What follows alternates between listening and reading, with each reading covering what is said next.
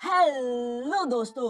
तो जैसा कि पिछले एपिसोड में हमने देखा कि संडियान की वजह से वांगलिंग को रीइंकार्नेशन फ्रूट के बारे में मालूम हो चुका था, जो कि वांगलिंग का लेवल ब्रेक थ्रू करने में उसकी मदद कर सकता है। वांगलिंग को ये बात पहले से ही मालूम थी कि 19 साल बाद एक बार फिर से हेवन में स्लिमुआन को लेने के लिए जरूर आएगा और तब तक वांगलिंग को खुद को पहले से ज्यादा ताकतवर करना है। इसलिए वांगलिंग भी ज़ाओरू की बॉडी में मौजूद में स्लिमुआन को अलविदा करके यहाँ पूरी तैयारी के साथ लैंड ऑफ इमोर्टल ग्रेवयार्ड की तरफ निकल पड़ा, जहाँ की फर्स्ट लेयर में इंटर होने के साथ ही अचानक कुछ जंगली लोगों ने इन लोगों पर हमला करना शुरू कर दिया। अब आगे तो नेक्स्ट एपिसोड की शुरुआत यहाँ बिल्कुल उसी सीन से शुरू होती है, जहाँ पर हम देखते हैं कि उस जंगली आदमी की बॉडी पर 3 लीव्स बने हुए थे, जो देखकर तो मिस जीजिन घबरा गई, क्योंकि 3 लीफ का मतलब है कि ये वॉरियर एक नेंशियन सोल लेवल का कल्टीवेटर होगा। मगर पास ही मौजूद वांगलिंग और संडियान को इस बात से जरा सा भी फर्क नहीं पड़ता, बल्कि वो एक दूसरे को हमला करने का इशारा करते हैं। जहाँ पर हम देखते हैं कि संडियान ने यहाँ पर मौजूद नॉर्मल वाइल्डमैन को जान से मारना शुरू कर दिया, जबकि दूसरी तरफ वांगलिंग उसी 3 लीफ वाइल्डमैन की तरफ बढ़ रहा है, जो देखकर वो 3 लीफ वाइल्डमैन भी घबराते फुर से की नची अटैक रेडी करके फुर से वांगलिंग पर हमला कर चुका। लेकिन दूसरी तरफ हम देखते हैं कि वांगलिंग तो उस अटैक के धुएं से काफी कूल तरीके से निकलकर बाहर आ गया, जैसे कि उसे कुछ भी नहीं हुआ हो। और भला होगा भी कैसे, क्योंकि वांगलिंग तो एक सोल फॉर्मेशन लेवल का वॉरियर था। इस नेंशियन सोल लेवल कल्टीवेटर की तो उसके सामने कोई भी औकात नहीं। इसलिए हम देखते हैं कि वांगलिंग ने सिर्फ एक ही हाथ से उसका गला दबाते उसकी जान ले ली। जहाँ चूंकि सिचुएशन कंट्रोल में आ चुकी थी, तो हम देखते हैं कि बाकी के सब लोग भी वांगलिंग के पास आ गए, जहाँ वांगलिंग जीजिन को घूर कर देख रहा था। जीजिन तो वांगलिंग की इस तरह से आंखें देखकर घबरा गई थी, लेकिन वांगलिंग उससे सवाल करते हुए पूछता है कि तुम्हें इन वाइल्डमैन्स के बारे में बहुत कुछ मालूम है, तुम जितना भी जानती हो वो सब मुझे बताओ। जिस पर जीजिन भी वांगलिंग को जवाब देते हुए कहती है कि इस लैंड ऑफ इमोर्टल ग्रेवयार्ड के अंदर इस तरह के कई सारे वाइल्डमैन्स के ट्राइब्स मौजूद है। बेसिकली तुम इन वाइल्डमैन को 2 कैटेगरीज में डिवाइड कर सकते हो, जिनमें एक को शमन कहकर पुकारा जाता है और दूसरे को सैवेज वॉरियर्स। इनके पावर इस्तेमाल करने के तरीके हम लोगों से बिल्कुल अलग है। तुम इनकी बॉडी पर लीफ बने हुए देख सकते हो, जिसकी बॉडी पर जितने ज्यादा लीफ होंगे वो उतना ज्यादा पावरफुल होगा। जैसे कि एक 3 लीफ वाइल्डमैन नेंशियन सोल लेवल के बराबर होगा, जबकि दूसरी तरफ 5 लीफ वाइल्डमैन ने एक सोल फॉर्मेशन लेवल के कल्टीवेटर के बराबर होगा। साथ ही साथ इन लोगों की बॉडी में स्पिरिचुअल एनर्जी नहीं होती, बल्कि ये अपनी बॉडी पर इस तरह की टैटूज बनाकर उसी से मैजिकल पावर का इस्तेमाल करते हैं। वांगलिंग ये सुनकर अपने मन में सोचने लगा कि इन लोगों का मैजिकल पावर इस्तेमाल करने का तरीका काफी ज्यादा अजीब है, जिसके बारे में फिलहाल ये लोग ज्यादा कुछ नहीं जानते थे। यहाँ जब ये सारी बातें चल ही रही थी, तभी अचानक हम देखते हैं कि वहाँ पर एक शमन आ जाता है, जो कि सैवेज वॉरियर की बॉडी से वो टाइटूस वाले रून एब्सॉर्ब करने लगा।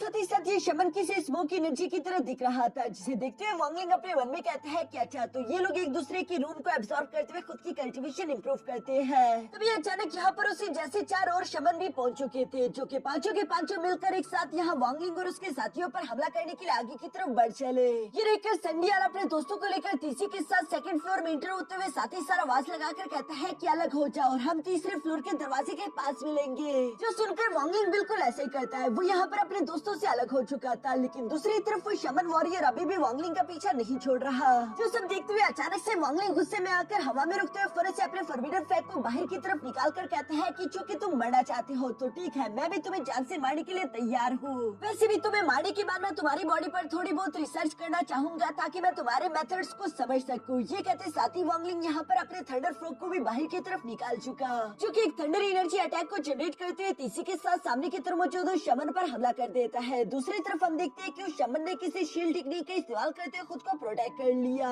साथ ही साथ वो शमन अब स्मोक से ह्यूमन फॉर्म में आ जाता है, जहाँ उसकी बॉडी पर कई सारे टाइटूस और रून बने हुए थे। ये देखकर वांगलिंग अपने मन में कहता है कि बेशक इसकी बॉडी में स्पिरिचुअल पावर नहीं, पर फिर भी ये इन रून्स का इस्तेमाल करते हुए मैजिकल पावर को जनरेट कर सकते हैं। साथ ही साथ ये शमन एक 5 लीफ वॉरियर था, जो कि वांगलिंग को देखते हुए कहता है कि तुम्हें लैंड ऑफ इमोर्टल ग्रेवयार्ड के अंदर नहीं आना चाहिए था। तुम एक आउटसाइडर हो, तुम लोगों ने अपने प्रॉमिस को तोड़ा है, अभी तक 100 साल पूरे नहीं हुए। जो कहते हैं शमन ने एक बहुत ही सारा पावरफुल अटैक जनरेट करके फौरन से वांगलिंग पर हमला कर दिया। साथ ही साथ वो चिल्लाते हुए कहते हैं कि अब मरो। जो सुनकर दूसरी तरफ वांगलिंग भी फौरन से अपने स्पिरिचुअल ड्रैगन्स को समन करते हुए यहाँ शमन के अटैक को ब्लॉक करने की कोशिश कर रहा था। साथ ही साथ वो अपने मन में कहते हैं कि शमन का ये अटैक तो एक सोल फॉर्मेशन लेवल के कल्टीवेटर कितना पावरफुल है। कहना पड़ेगा कि इनके ये रून वाले मैजिकल टैटू इन्हें बहुत अच्छी पावर प्रोवाइड कर रहे हैं। जो सब कहते हैं वांगलिंग ने फौरन से अपने सेलेस्टियल सोर्ड को बाहर की तरफ निकाल लिया, जिससे वांगलिंग साइज में भी बहुत ही इंक्रीज कर देता है। ये देखकर तो वो शमन घबरा चुका था। साथ ही साथ हम देखते हैं कि वांगलिंग ने अपने सेलेस्टियल सोर्ड का इस्तेमाल करते हुए फौरन से उस शमन पर हमला बोल दिया।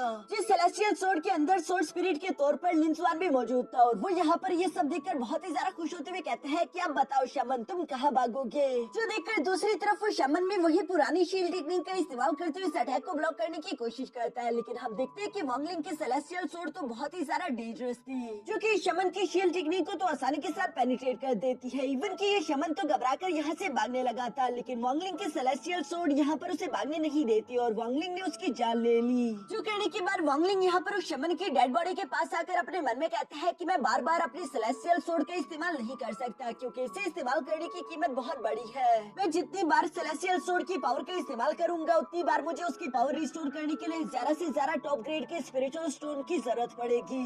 ये कीमत वांगलिंग के लिए थोड़ी सी महंगी पड़ रही है। दूसरी तरफ हम देखते हैं कि लिंसुआन भी बाहर आने के बाद उस शमन को देखते हुए कह रहा था कि चलो मुझे अपना ग्रैंडफादर बोलो, क्योंकि तुम्हें मारने वाला ये महान काम मैंने किया है। लिंसुआन तो ऐसे एक्ट कर रहा था जैसे कि सब कुछ उसने खुद किया हो, जबकि दूसरी तरफ वांगलिंग अपने मन में यहाँ पर परेशान होते हुए कह रहा था कि हम लोग इन वाइल्डमैन्स को अंडर एस्टिमेट नहीं कर सकते। फिलहाल मुझे अपने बाकी के साथियों से जाकर मिलना होगा। जो कहते हैं वांगलिंग फौरन से संडियान और अपने बाकी के दोस्तों को ढूंढने के लिए यहाँ थर्ड फ्लोर के दरवाजे की तरफ बढ़ने शुरू कर चुका, जहाँ सामने की तरफ बढ़ते हुए अचानक से वांगलिंग को साइड पर कुछ फाइटिंग एनर्जी महसूस हुई, इसलिए वांगलिंग वहाँ पर जाकर चेक करता है। जहाँ दूर से छुपकर देखने पर वांगलिंग को वहाँ पर दो आदमी दिखाई दिए, एक ओल्ड मैन और एक यंग मैन था। हम देखते हैं कि वो ओल्ड मैन यहाँ पर अपने पावर्स का इस्तेमाल करते हुए एक बहुत ही पावरफुल वाइल्ड बीस्ट के साथ फाइट कर रहा है, जहाँ एक बहुत ही जबरदस्त फाइट के बाद इस ओल्ड मैन ने उस ड्रैगन बीस्ट को जान से मार डाला और इसके बाद वो अपने पोते से कहता है कि क्या तुम तैयार हो, जिस पर वो यंग मैन भी जवाब देते हुए कहता है कि हाँ मैं अपनी कल्टीवेशन के लिए तैयार हूँ। ये सुनते ही उस ओल्ड मैन ने अपनी तलवार का इस्तेमाल करते हुए फौरन से इस ड्रैगन बीस्ट की गला काट दिया,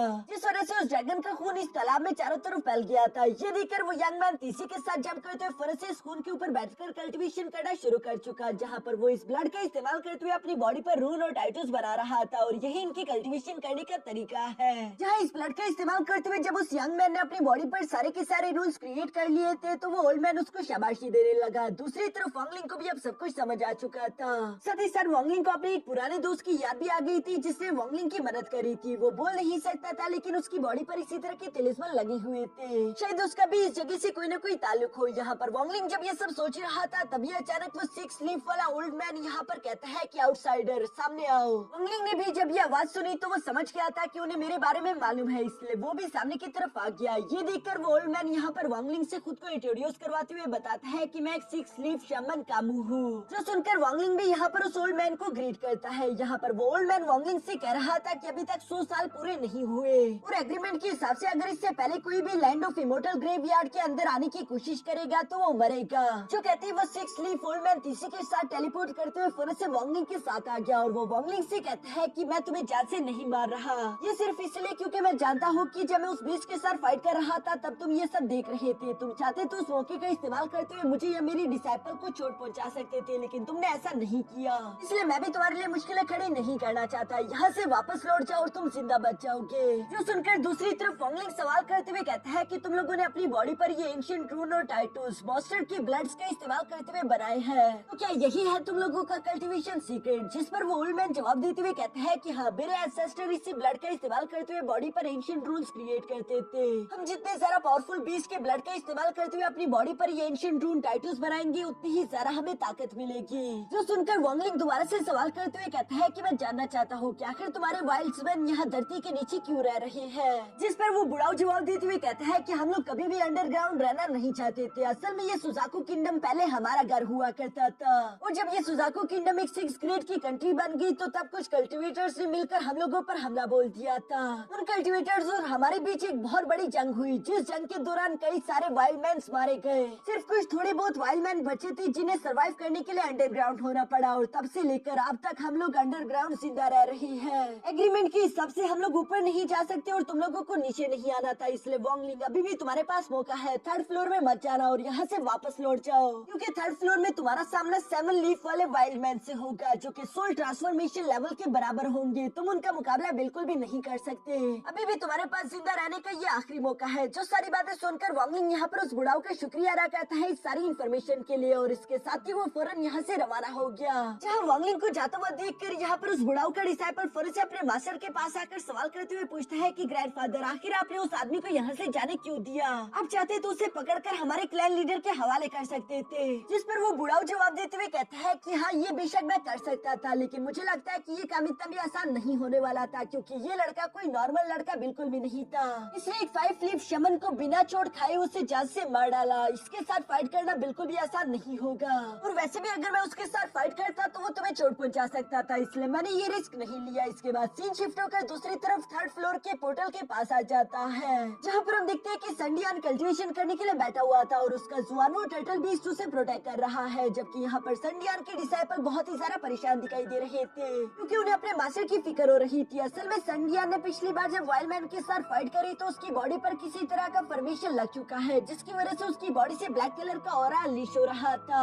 जबकि यहीं पर पास में मास्टर क्यू भी बैठे हुए थे। वो अपने मन में कह रहे थे कि संडियान बहुत ही बड़ी मुसीबत में फंस चुका है, जबकि उसकी ये डिसाइपल मेरे किसी काम की नहीं। दूसरी तरफ वांगलिंग की भी अभी तक कोई खबर नहीं आई, कहीं ऐसा ना हो कि उससे पहले हमारा दोबारा किसी पावरफुल एनिमी से सामना हो जाए। यहाँ जब मास्टर कियान ये सब सोचते हुए परेशान हो ही रहा था, तभी अचानक वो वांगलिंग को हवा में उड़ता हुआ तेजी के साथ उसी तरफ आता हुआ देखता है। ये देखकर तो वो सब लोग चौकन्ना हो गए थे, उन्हें मालूम नहीं था कि आखिर वो कौन है। इसलिए हम देखते हैं कि जुआनो टर्टल ने तो फौरन से वांगलिंग पर हमला कर दिया, जिस अटैक को वांगलिंग एक ही उंगली का इस्तेमाल करते हुए ब्लॉक करके कहता है कि क्या तुम लोग पागल हो चुके हो। दूसरी तरफ मास्टर क्यू वांगलिंग को जिंदा सलामत देखकर खुश होते हुए फौरन से उसके पास आकर कहता है कि थैंक गॉड ब्रदर वांगलिंग, तुम बिल्कुल ठीक हो। यहाँ वांगलिंग दूसरी तरफ संडियार की तरफ देखते हुए सवाल करके पूछता है कि आखिर संडियार को क्या हुआ, जिस पर मास्टर क्यू जवाब देते हुए कहता है कि संडियान का सामना 5 लीफ वाइल्ड मैन के साथ हो चुका था, जिनमें से एक दुश्मन ने संडियान पर एक पावरफुल ट्रिक चल दी, और इसी ट्रिक की वजह से संडियान इंजर्ड हो चुका, वो खुद पर काबू नहीं कर पा रहा। ये सुनकर जब वांगलिंग यहाँ संडियान की तरफ बढ़ने की कोशिश करने लगा, तभी अचानक हम देखते हैं कि उसका जुआनो टर्टल गुस्सा हो गया। वो किसी को भी संडियान के पास आने नहीं दे रहा था, जो देखकर दूसरी तरफ वांगलिंग सिर्फ अपनी 2 उंगलियों की पावर का इस्तेमाल करते हुए यहाँ जुआनो टर्टल पर काफी सारा पावरफुल प्रेशर लगा देता है, जिसकी वजह से वो खड़ा भी नहीं हो पा रहा था। लेकिन तभी अचानक संडियान की बॉडी पर यहाँ कुछ रून टैटूज बनना शुरू हो गए, साथ ही साथ उसकी आंखें भी लाल हो चुकी थी। वो पूरी तरीके से बेकाबू होकर तेजी के साथ वांगलिंग पर हमला करने के लिए आगे की तरफ बढ़ चला, जो देखकर वांगलिंग फौरन से अपने फोरबिडन फ्लैग को बाहर की तरफ निकालते हुए यहाँ एक थंडर कीज फॉर्मेशन एक्टिवेट कर लेता है, जिसका इस्तेमाल करते हुए उसने संडियान को उसके अंदर कैद कर दिया। संडियान तो अपनी पूरी कोशिश कर रहा था कि वो इस केज से बाहर निकल जाए, लेकिन वो ऐसा कर नहीं पाता। तभी अचानक दूसरी तरफ वांगलिंग जोर से आवाज देते हुए कहता है कि संडियान होश में आओ। इसी आवाज के साथ यहाँ संडियान को कुछ बिजली के झटके लगे, जिसकी वजह से वो थोड़ा बहुत होश में आ चुका था। साथ ही साथ वो वांगलिंग को बहुत ही तकलीफ में होकर बताता है कि मेरा सामना एक 6 लीफ वाइल्ड मैन के साथ हो चुका था, जिसने मरने से पहले मेरी बॉडी पर किसी तरह की फॉर्मेशन एक्टिवेट कर दी थी, जो फॉर्मेशन किसी वायरस की तरह मेरी बॉडी में फैल रही है। अगर सब कुछ ऐसे ही चलता रहा तो जल्द मैं एक तिलिस्मन पपेट बन जाऊंगा। मैं इसे नहीं रोक पा रहा। वांगलिंग, तुम्हें ही मेरी मदद करनी होगी, प्लीज वांगलिंग मुझे बचा लो। यहाँ संडियान के ये कहते ही वो दोबारा से बेकाबू हो जाता है, जहाँ उसने अपनी फुल स्ट्रेंथ का इस्तेमाल करते हुए वांगलिंग की इस थंडर केज को डिस्ट्रॉय कर दिया। साथ ही वो इससे पहले कि दोबारा किसी पर भी हमला कर पाता, तभी अचानक दूसरी तरफ हम देखते हैं कि वांगलिंग ने फौरन से अपनी सेलेस्टियल सूट बाहर निकाल ली थी, जिसका इस्तेमाल करते हुए तेजी के साथ संडियान पर हमला कर देता है। ये देखकर संडियान के डिसाइपल तो उसके लिए काफी सारा घबरा चुके थे, लेकिन दूसरी तरफ हमें देखने को मिला कि असल में वांगलिंग ने संडियान को जान से नहीं मारा, बल्कि वो 2 इंच की दूरी पर ही अपनी सेलेस्टियल सूट को रोक चुका था। और यहाँ लाइफ एंड डेथ सिचुएशन में आने की वजह से संडियान पर वो लगी हुई रून फॉर्मेशन ब्रेक हो गई, जिसकी वजह से वो पूरी तरीके से होश में आ जाता है। जो देखकर तो संडियान भी काफी सारा घबराया हुआ था, क्योंकि वो मौत को इतने करीब से देखकर आ चुका है। यहाँ पर संडियान वांगलिंग का शुक्रिया अदा करते हुए फौरन से वहीं पर बैठकर खुद को रिकवर करने लगा। और चूंकि यहाँ पर सिचुएशन पूरी तरीके से ठीक हो चुकी थी, इसलिए हम देखते हैं कि वांगलिंग ने यहाँ पर संडियान के जुआनो टर्टल पर भी प्रेशर लगाना शुरू कर दिया, जिसके बाद वो तेजी से भागते हुए अपने मास्टर के पास आ जाता है। दूसरी तरफ संडियान थोड़ी देर में रिकवर होने के बाद फौरन से खड़ा होकर यहाँ वांगलिंग को बताता है कि हमने जीसिन और उसके मास्टर को कहीं खो दिया, लेकिन अच्छी खबर ये है कि मुझे मालूम है कि 3rd फ्लोर में वो रीइंकार्नेशन ट्री कहाँ पर मिलेगा, इसलिए हमें यहाँ पर रुकने के बजाय पहले जाकर एक्शन लेना चाहिए। साथ ही साथ यहाँ पर मेरे तुम इन 2 डिसाइपल को देख पा रही हो, जिन दोनों के पास जीने के लिए 100 साल है, लेकिन उस रीइंकार्नेशन ट्री के पास पहुँचने के बाद इन दोनों डिसाइपल को अपनी जिंदगी के 60-60 साल कुर्बान करने होंगे। उसके बाद ही हम लोग रीइंकार्नेशन फ्रूट हासिल कर सकते हैं, इसलिए मेरे एक डिसाइपल को तुम अपने साथ लेकर आओ और एक को मैं खुद लेकर जाता हूँ। यहाँ पर ये सुनकर वांगलिंग ने भी फौरन से अपने मॉस्किटो बीस्ट को बाहर की तरफ निकाल लिया, जिस पर वो संडियान के मेल डिसाइपल को अपने साथ सवार कर लेता है। जबकि दूसरी तरफ सैंडियान ने अपनी फीमेल डिसाइपल को खुद के साथ अपने जुआनवू टर्टल पर सवार कर लिया था। ये देखकर मास्टर क्यू वांगलिंग से रिक्वेस्ट करते हुए कहता है कि मुझे भी अपने साथ ले चलो,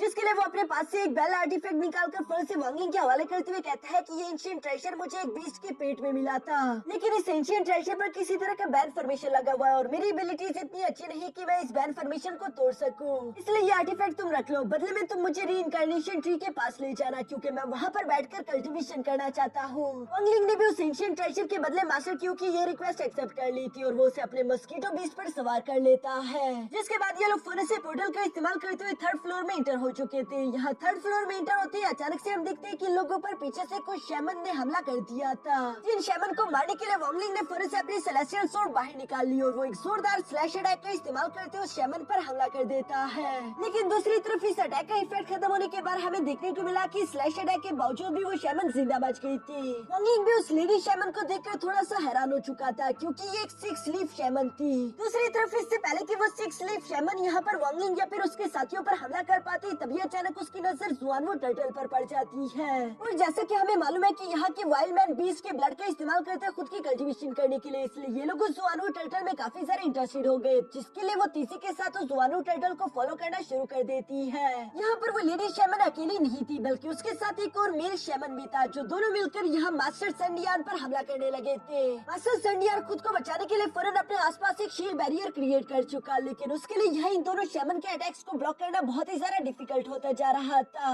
जो सब देखकर ऊपर से वांगलिंग यहाँ पर सैंडियान को आवाज देते हुए कहता है कि ये दोनों प्रैक्टिशनर तुम्हारी जान नहीं लेना चाहते, बल्कि ये तुम्हारे जुआनवू टर्टल के पीछे है। जिस पर सैंडियान की लेडी डिसाइपल जवाब देते हुए कहती है कि नहीं, हम अपने जुआनवू टर्टल को इनके हवाले कभी नहीं करने वाले, क्योंकि ये पिछले 100 साल से हमारे साथ वफादार था। मगर सैंडियान को तो सिर्फ अपनी जान की परवाह थी। वो फिर से अपनी डिसाइपल को पकड़ते हुए जुआनवू टर्टल को पीछे की तरफ छोड़कर आगे की तरफ जंप कर देता है, जहाँ उन दोनों शैमन ने जुआनवू टर्टल को घेर लिया था। ये देखकर वो जुआनवू टर्टल भी बहुत ही ज्यादा इमोशनल हो जाता है, इवन कि उसके आंखों में आंसू आ चुके थे। सैंडियान के लिए तो वफादारी की कोई भी कीमत नहीं। हम देखते हैं कि साथ ही साथ उस शैमन ने फौरन से एक स्लैश अटैक का इस्तेमाल करते हुए उस जुआनवू टर्टल का गला काट दिया, जिसके ब्लड का वो दोनों शैमन अपने लिए इस्तेमाल करने लगे। दूसरी तरफ सैंडियान अपनी डिसाइपल से कह रहा था कि मुझे माफ कर देना, हमारे पास दूसरा कोई भी रास्ता नहीं था। यहाँ ये सब कहते हुए अचानक से सैंडियान की नजर अपने सामने मौजूद रीइंकार्नेशन ट्री पर पड़ गई थी, इसलिए वो खुश होते हुए वांगलिंग से कहता है कि आखिरकार हम लोग पहुँच गए। मास्टर क्यू भी इस रीइंकार्नेशन ट्री को देखकर बहुत ही ज्यादा एक्साइटेड हो गया था, लेकिन सैंडियान उसे घूर कर देखता है कि आगे बढ़ने की हिम्मत मत करना। जिस पर वांगलिंग सैंडियान से कहता है कि मास्टर क्यू को रीइंकार्नेशन ट्री के नीचे बैठकर सिर्फ कल्टीवेशन करनी है, वो हमारे बीच इंटरफियर नहीं करेगा,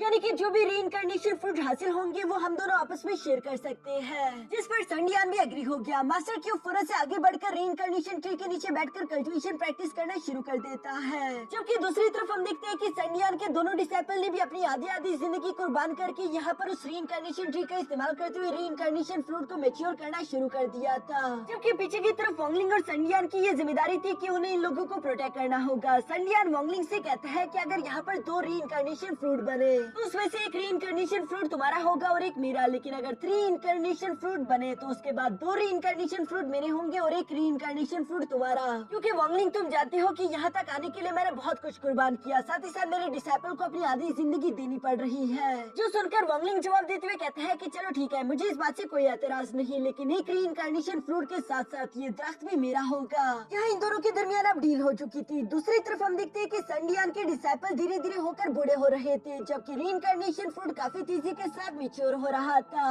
ये देखकर तो सैंडियान बहुत ही ज्यादा खुश हो गया, मगर अचानक ही हम देखते हैं कि उस रीइंकार्नेशन फ्रूट की वजह से हवा में बहुत ही तेज एनर्जी भी अनलीश होना शुरू हो गई थी, जिसने दूर दूर से सारे के सारे वाइल्डमैन की अटेंशन अपनी तरफ खींच ली है और वो तेजी के साथ इसी तरफ आ रहे थे। ये देखकर तो सैंडियान परेशान हो गया, क्योंकि अभी भी इन लोगों को 3 घंटे चाहिए थे, उसके बाद इन लोगों का ये रीइंकार्नेशन फ्रूट वाला प्रोसेस कंप्लीट होगा। जो जानकर तो वांगलिंग फौरन से अपने फॉरबिडन फ्लैग को बाहर की तरफ निकालते हुए यहाँ इस रीइंकार्नेशन ट्री के आसपास कुछ फॉर्मेशन बनाना शुरू कर देता है, जो कि इस जगह में डिफेंस की तरह काम करेंगे। सैंडियान ने भी अपनी एनर्जी को इन्फॉर्मेशन के अंदर ऐड ऑन कर दिया था ताकि वो इसे और ज्यादा मजबूत बना सके, मगर बाहर मौजूद वाइल्डमैन्स की तादाद बहुत ही ज्यादा थी, जो कि अपने अटैक्स का इस्तेमाल करते हुए यहाँ पर इस फॉर्मेशन को तोड़ने की कोशिश कर रहे थे। ये देखकर अंदर की तरफ मौजूद सैंडियान और वांगलिंग ने भी अपनी टेक्निक्स का इस्तेमाल करते हुए बाहर की तरफ मौजूद बारी बारी करके कई सारे वाइल्डमैन्स को जात से मारना शुरू कर दिया था। जहाँ वांगलिंग सैंडियान को बताता है कि अब तक यहाँ पर सिर्फ 5 लीफ वाइल्डमैन ही आए हैं, इसलिए अभी तक मैं इन्हें होल्ड करके रख पाया, लेकिन अगर यहाँ पर 6 लीफ वाइल्डमैन आ गए तो उन्हें रोकना मेरे लिए मुश्किल हो जाएगा। वांगलिंग की ये बात सुनकर दूसरी तरफ सैंडियान की नजर वहाँ पर मौजूद कुछ सिक्स लीफ वाइल्डमैन पर भी बढ़ गई थी, जो कि तेजी के साथ इसी तरफ बढ़ रहे थे। ये देखकर सैंडियान घबरा गया था। उसे लग रहा था कि उसे रीइंकार्नेशन फ्रूट नहीं मिलेंगे, इसलिए उसने बिना ज्यादा सोचे फौरन अपने दोनों डिसाइपल पर हमला कर दिया, जहाँ वो उन्हें जान से मार चुका। और चूंकि उसके दोनों डिसाइपल की पूरी जिंदगी कुर्बान हो चुकी है, तो इसकी वजह से ये रीइंकार्नेशन फ्रूट भी जल्दी से मेच्योर हो जाता है। मगर ये इतना सारा इवलनेस देखकर तो दूसरी तरफ वांगलिंग भी हैरान हो गया था। वो अपने मन में कह रहा था कि सैंडियान किसी का भी सगा नहीं, वो बहुत ही ज्यादा क्रूर है। मगर चूंकि ये वांगलिंग का मामला नहीं, तो इसलिए वो बीच में इंटरफियर भी नहीं करता। यहाँ अंदर की तरफ सैंडियान जब उस रीइंकार्नेशन फ्रूट को देखकर खुश हो ही रहा था, तभी अचानक बाहर पर वो सिक्स लीफ लेडी शैमन पहुंच गई थी, जहाँ वो एक पावरफुल अटैक का इस्तेमाल करते हुए तेजी के साथ सैंडियान पर हमला कर चुकी। और वांगलिंग की यहाँ पर बात बिल्कुल सही निकली कि उसका ये डिफेंस फॉर्मेशन एक सिक्स लीफ शैमन के अटैक्स को ब्लॉक नहीं कर सकता। इसीलिए यहाँ पर उस लेडी शैमन का अटैक सीधा सीधा वांगलिंग के फॉर्मेशन को पेनिट्रेट करते हुए तेजी के साथ सैंडियान की तरफ जा लगा, जहाँ सैंडियान अपनी पूरी कोशिश कर रहा था उस अटैक को ब्लॉक करने के लिए। जबकि दूसरी तरफ वांगलिंग भी उसकी मदद करने के लिए फौरन से हवा में आकर यहाँ पर मल्टीपल स्पीयर समन कर चुका था, जिसका इस्तेमाल करते उसने बाहर के तरफ मौजूद कई सारे वाइल्डमैन्स को जान से मार डाला। और उनमें से एक स्पीयर जब यहाँ पर उस लेडी शैमन की तरफ बढ़ने ही लगा था, तभी अचानक हम देखते हैं कि एक वॉरियर तेजी के साथ आकर उस स्पीयर को हवा में ही पकड़ लेता है, जिसे देखकर तो वांगलिंग भी सरप्राइज हो गया, क्योंकि ये वाइल्डमैन बाकी सब लोगों से अलग था। ये एक सेवन लीफ सैवेज वॉरियर है, जिसकी पावर किसी सोल ट्रांसफॉर्मेशन लेवल कल्टीवेटर जितनी होगी। और यहाँ इसी खतरनाक सीन के साथ हमारा ये एपिसोड यहीं पर खत्म हो गया।